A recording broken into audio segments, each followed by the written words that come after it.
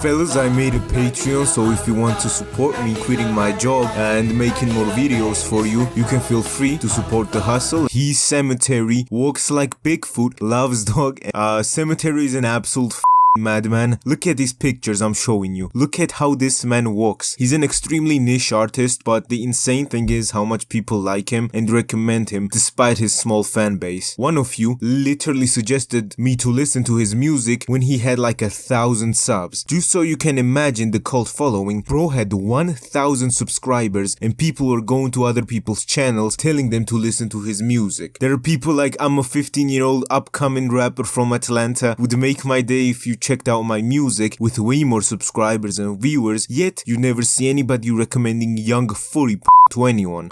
What's the beast to a dinosaur, nigga? Pterodactyl mixed with a T-Rex.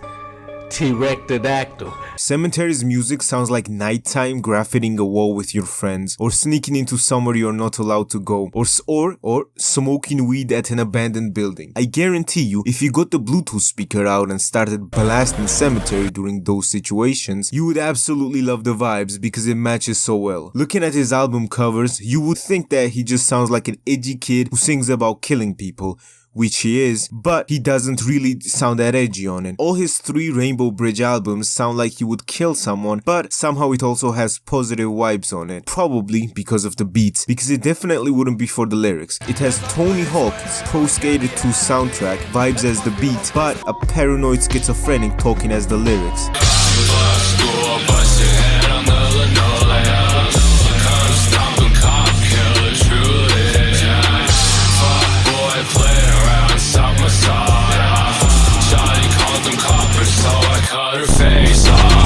Sematary has an album lineup of Rainbow Bridge 1 to 3 and Screaming Forest. Rainbow Bridge 1 seems like a great introduction to Sematary, but because it's such an early work of his, he was still finding his style, and to be honest, every song on this album sounds like one another. That doesn't mean it's bad. Don't get your V-Lone shirt sweaty, guys. Rainbow Bridge 1 is really enjoyable to a lot of people, including me and probably you as well. It's just that every song kind of sounds the same on it, except The Great Mothman, which is a bonus track, and we see Sematary in a less schizophrenic and more normal way. It's way calmer, and even though his schizo outbreaks are still there with the whole I am the great Mothman, it stands out the most in the whole album. Rainbow Bridge 2 is a tricky one. I think it still sounds good, but when on Rainbow Bridge 1, every song would sound like each other, bro takes it on another level in this album and just repeats the title of the song over and over. Ba-ba-ba-ba-ba-ba-ba. Let's stop the bullshit here and get to the meat. Rainbow Bridge 3 sounds like you're trapped in hell with a schizophrenic Texan cowboy, which turns out to be a skinwalker, and exactly the type of music this man would listen to. The lyrics on Rainbow Bridge 3 are nearly unintelligible in some songs. He says the words perfectly, he doesn't mumble or anything, the bass and the noise is just so loud. His lyrics are next to impossible to hear if the beat doesn't chill out a bit. He sounds exactly like what his Instagram posts and music videos look like, and it isn't anything like his previous music. For example, let's compare these two, okay? I keep a cutter like Nevada, cutter like Nevada, cutter like Nevada, cutter like Nevada. I've been mixing Benadryl and tossing in my monster. I'm dead, the world's burning, I believe in monsters. I've been in my grave house, posted with my cutter. I need some brass knuckles and I need a shotgun. I'm a skeleton riding out in a black truck. Don't set a phone, it don't ever ring. And I never give a fuck about anything. Really in the trees, no one is free.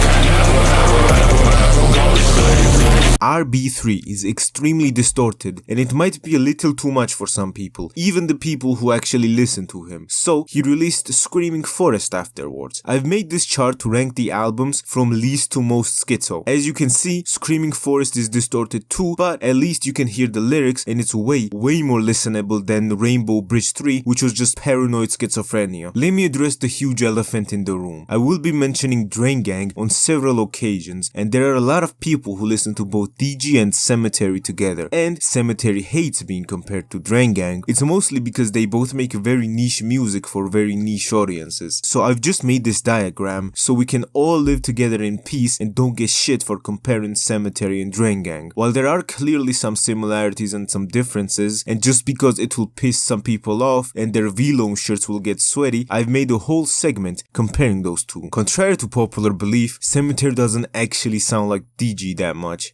You see, most people make the rookie mistake of comparing Sematary and Mr. Blade. The thing is, just because two artists both make niche music, it does not mean that they are the same. For example, Blade makes femboy music and Sematary has been diagnosed with schizophrenia since he was 8. You would not see Blade singing about cops or Sematary being a femboy. You see, the main reason people compare these two are because both are, bro, stop playing and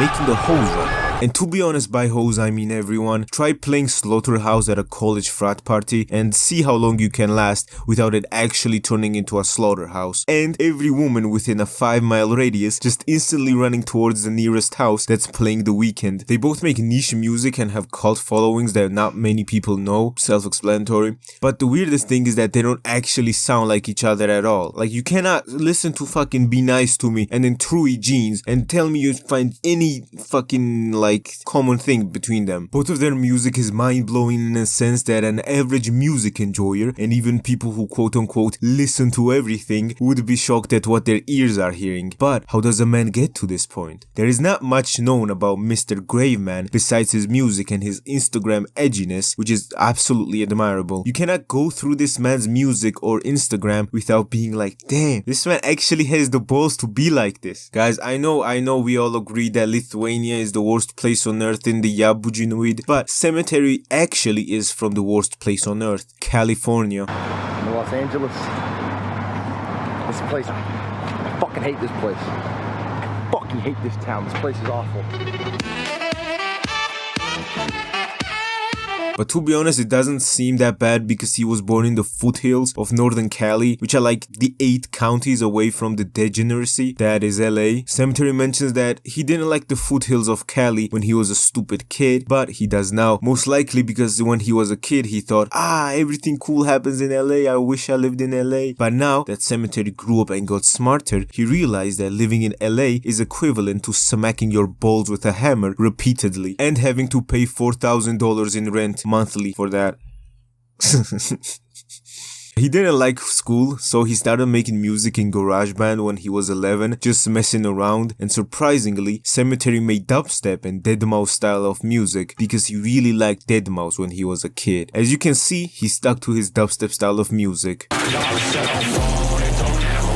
Much like every childhood, Sematary's childhood can be described in 2 periods, before SoundCloud and after SoundCloud. His music style evolved over time, and the breaking point was when he found out about SoundCloud. He found the Young Lean and Black Cray, and I quote, "Those two specifically are probably my biggest, oh, I could be a rapper too, look at these weird dudes kind of deal." Definitely 2013-2014 era Chief Keef also, Salem the Witch House group too. During the school time, he was constantly telling his schoolmate Ghost Mountain about the music stuff he wanted to do. This is the funniest and the most realistic part about listening to this man, and I'm sure my viewers would be able to relate. An interviewer asked him if being into that sort of music on the internet and growing up in rural suburban Northern California, was there a weird separation between you and other people your age? Yeah, it was a weird sort of cognitive dissonance of going to speak and seeing other kids hanging out, listening to whatever they listen to. I didn't really have a lot of friends in high school. I would have acquaintances, but I would show them what I was listening to and they would be like, what the fuck? So yeah, it was weird, but that's how it goes. As we made clear, Sematary started off producing and he realized he actually wanted to do music. But then he realized what being a producer is actually like. Hunched over in the chair, FL Studio crashed again, can't find a good snare, making beats that people pay you for in exposure. Bro, you have 60 followers on SoundCloud. The only exposure you can offer is your trench coat to women at the mall. So he thought that being a producer didn't seem fun. I was like, I should rap, all these guys can do it. To explain the violence in his music, he said that when I listen to music, I want to hear super deranged, anti-society kind of stuff in it. That's just something I like and listen for, so I like putting it in my music. It's very cathartic to record stuff like that, and better than keeping it in yourself, because that's never gonna go well. I would say making songs like that and having people turn up to it is intrinsically positive versus just being negative and feeling violent in yourself like a little. And I brought you guys a very special guest for this video because I knew I would get some shit for, hey bro, why didn't you say that Sematary released this in like fucking 2005, right? Bro, throw out your V-Lone shirts, man. So I brought a certified licensed haunted mount historian, or as I like to call him, a moundologist, who knew literally everything about Sematary, right? Like some of the things he showed me, I am not going to put on YouTube because it would be illegal. But I can show some of the more fun things. For example, when Sematary was asking in the Drain Gang subreddit what pants Blade was wearing. So yeah, let's go. Hey yo, what's up? What's up? Let me just have your background. You're a certified haunted mound historian, right? Licensed? Yeah. Certified moneymaker, straight stump, bro. Okay. Alright, so what about the fact that the Sematary was an ex-drainer? So, Tenderly, that's Yeah. Sematary's ex-producer, Elias. Uh-huh. Okay, so that's already established, right? Yep. Now, he has, like, old shit on that. But if you scroll down while Googling Tenderly, okay, P-holder. I don't know what the fuck this shit is, but if you click on it, it's, like, archived Reddit, and you see r/sadboys by you/tenderly. What Yeah. brand are Blade's jeans? Okay, listen. This is Okay. where it, like, look at the replies, though. Okay, so what brand are Blade's jeans? Robin or Rockstar? Dude wore Robins in his Rainbow Bridge era. Okay. Okay. True And Religion. True Religion, yeah. So this one fucking comment got him to wear like True Religion. And then ID on Blade's pants from Lost Photo Shoot, u/deleted. It was by u/tenderly. Yeah. So Sematary, certified drainer. We have proof, right? Yeah, proof. Yeah, let's go. Let's 8K proof, bro. 8K. This is the shit. This he used to produce for this dude. Alright, let me see. No, you're not fucking ready, okay? Just bro, come on. I'm making a video on Sematary. I gotta be ready. Alright, 3, 2, 1, voila. I be moving some weight. Hey.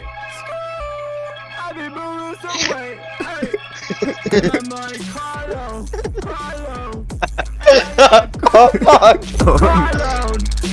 Jamie, turn that shit off, please. Prod tenderly on the cover art. Phenomenal. Oh, and then so wait, I made like a little haunted mound iceberg, and I forgot what was on there, but it got me banned from r/haunted mound. Based. Why do you think that Ghost Mountain quit? Oh, I know why. Because of school and shit. Oh, I need the iceberg image. Okay, so wait, hold on. I need that one iceberg image. No problem, bro. It's 3 a.m. I don't have shit to do.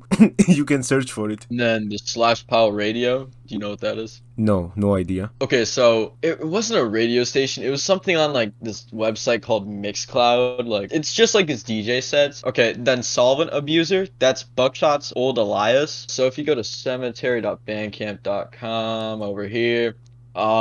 He credited Solvent Abuser for helping with Tourniquet. That's Buckshot. And now Burlapper, Hackledown's old alias. And then deleted socials, which his socials got deleted like Twitter and shit. Okay, and then Burlapper's SoundCloud, Warboy promo video, which exists. It's on like a fucking Instagram account. And then These Hands feature, he featured on a song called These Hands. And then Not Like Us was the Angel Winter feature. And now 100 Acre Risk, no DJ version. So if you go into Dogs... Holy shit, bro. How did you even find all this? No. While making the iceberg, I literally just got bored and I wanted to see what the 100 Acre Risk CD is. And now look at this. Yeah. CDR, limited edition mixtape, no DJ version. There's only one CD rip on fucking YouTube from 4 months ago. u/tenderly deleted. Old Reddit deleted. Yeah. Tenderly. His old producer, Elias. These two are his old Reddit posts.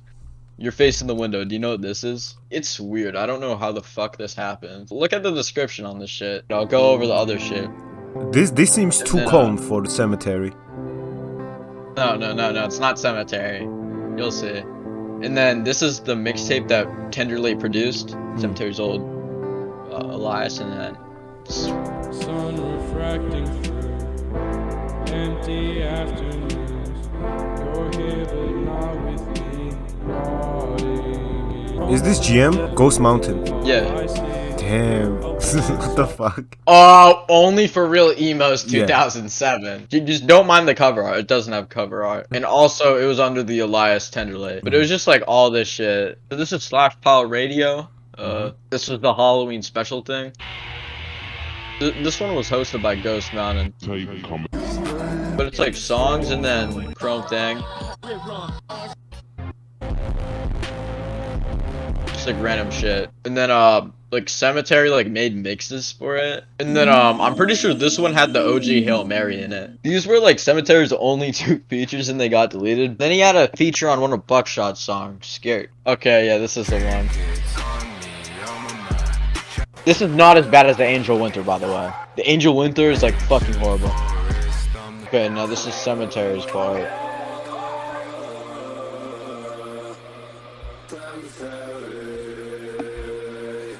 Gattsu, you're gonna have to go through this whole track.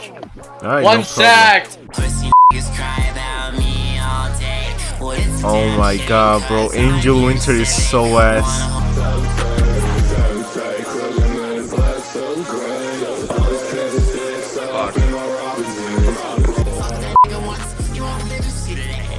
God, bro.